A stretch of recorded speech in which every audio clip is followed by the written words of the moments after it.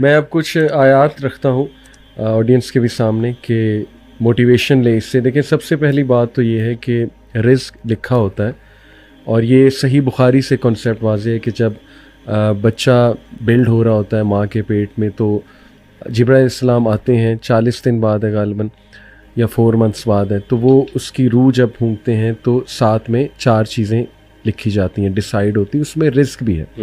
یعنی جو over all رزق ہے وہ اس ٹائم پہ ڈیسائیڈ ہو جاتا ہے, اس کا سسٹیننس.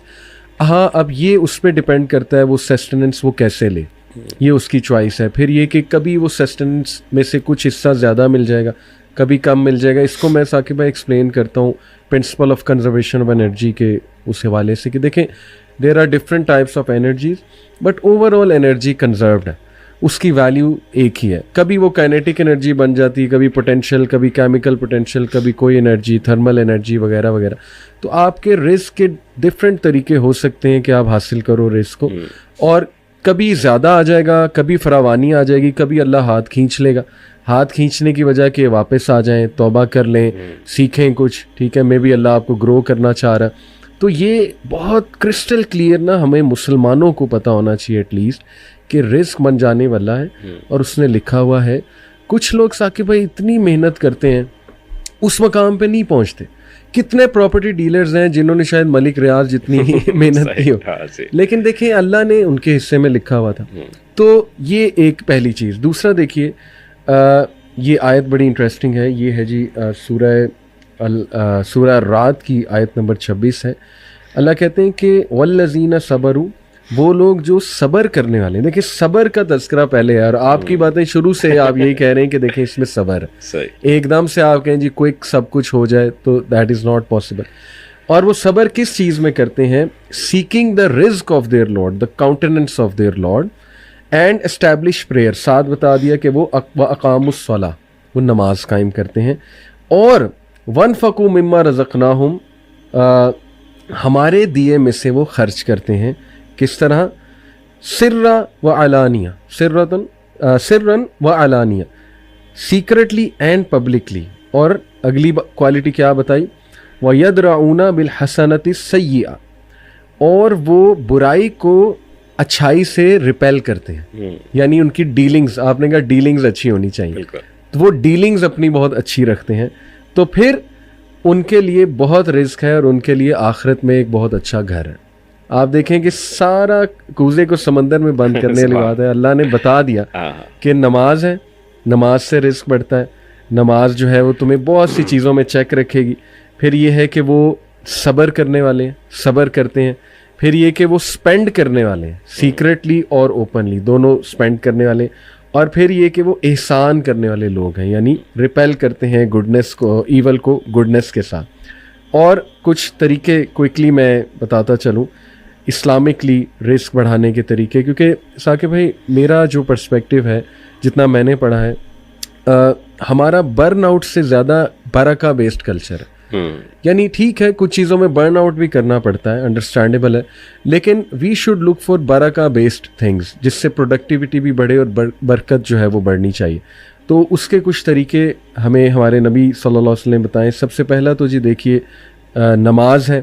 نماز کا ذکر جو ہے سورہ طٰہٰ میں آیت نمبر 132 میں اللہ کہتے ہیں کہ انجوائن یور پیپل, اپنے لوگوں کو حکم دو نماز پڑھنے کا, اور be diligent in observing it, کہ وہ اس کو ڈیلیجنٹ رہیں نماز پڑھنے میں.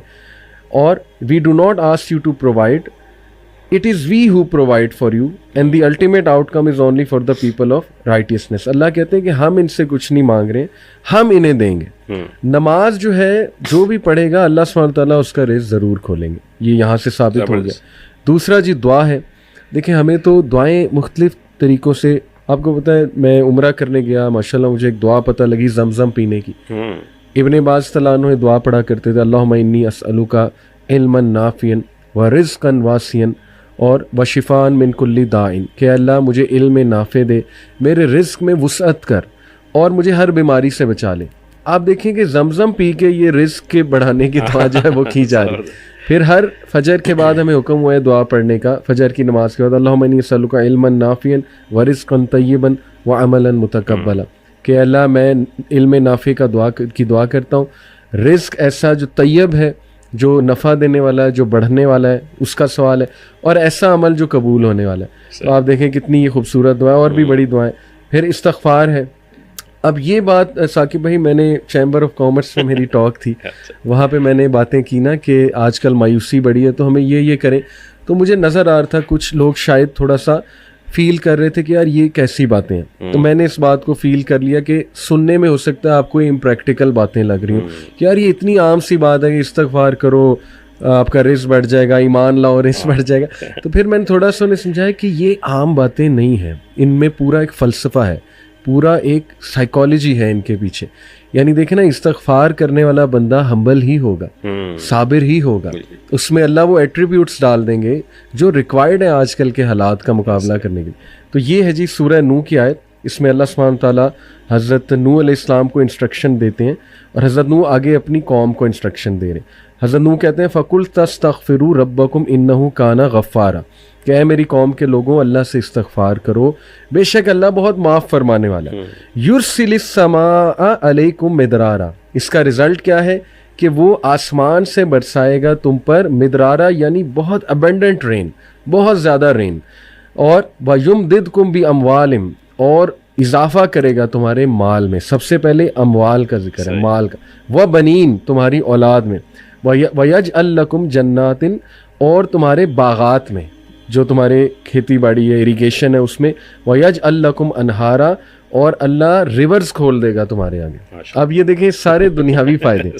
تو یہ استغفار کتنی پاورفل چیز ہے. اور لاسٹلی جی صلہ رحمی, اس میں حدیث آتی ہے, اللہ کے نبی صلی اللہ علیہ وسلم نے فرمایا کہ جو انسان اپنا رزق بڑھوانا چاہتا ہے تو پھر وہ صلہ رحمی کرے. آپ دیکھیں ثاقب بھائی, لوگ کہہ رہے ہیں ہم نے باہر چلے جانا ہے, باہر جا کے خاندانی نظام سے تو آپ گئے, آپ جو ہے وہ اپنی فیملی سے دور چلے گئے, چلیں آپ کہتے ہیں نہیں ہم واپس آتے رہیں گے. واٹس دی گارنٹی آپ کی فرسٹ جنریشن واپس آئے گی؟ واٹس دی گارنٹی سیکنڈ آئے گی؟ وہ تو وہیں شادیاں کر لیں گے, پھر وہ وہیں کے رہ گئے, تو کون سی صلہ رحمی. ٹھیک ہے, تو یہ بڑا کوئک میتھڈ ہے اپنا رزق بڑھانے کا کہ جو ایسے رشتہ دار جو کڑوے ہیں ان کو ملتے رہو اللہ کے لیے, خیر کے لیے, چاہے وہ جس بھی طرح کی نیچر کے ہیں. یہ نہیں کہ بالکل ہی ان کے ساتھ جڑ جائیں, اوبیسلی ٹاکسک لوگوں کے ساتھ جڑا بھی نہیں آتا, لیکن اللہ کے لیے معاف کرتے ہوئے کوئی مدد کر دی ان کی, کوئی ان کو چیریٹی دے دی, اگر آپ کے پاس کچھ پیسے آ گئے ہیں تو یقین کریں اس سے اللہ اتنا خوش ہوتے ہیں کہ اس بندے کا مزید رزق بھی بڑھاتے ہیں, اس کی عمر بھی بڑھاتے ہیں. اور لاسٹلی جو آپ نے ماشاءاللہ جو آپ کی تھیم چل رہی ہے گریٹیٹیوڈ, سورہ ابراہیم کی آیت ہے, اللہ سبحانہ تعالیٰ کہتے ہیں لَئِن شَكَرْتُمْ وَلَأَزِيدَنَّكُمْ, کہ تم میرا شکر ادا کرو میں تمہارے رزق میں بہت اضافہ کروں گا, میں تمہاری نعمتوں میں بہت جو ہے وہ اضافہ کروں. تو دیکھیں it is the need of the time Saqib بھائی کہ یہ باتیں مطلب اتنا بتائیں لوگوں کو کہ وہ سمجھ جائیں کہ یار واقعی ہم نہ بھولے ہوئے تھے لیسنز, بیسک لیسن, ہمارا ایمان ہلا ہوا تھا. تو ماشاءاللہ یہ میں نے کہا آپ کے ساتھ جو ہے وہ شیئر کروں.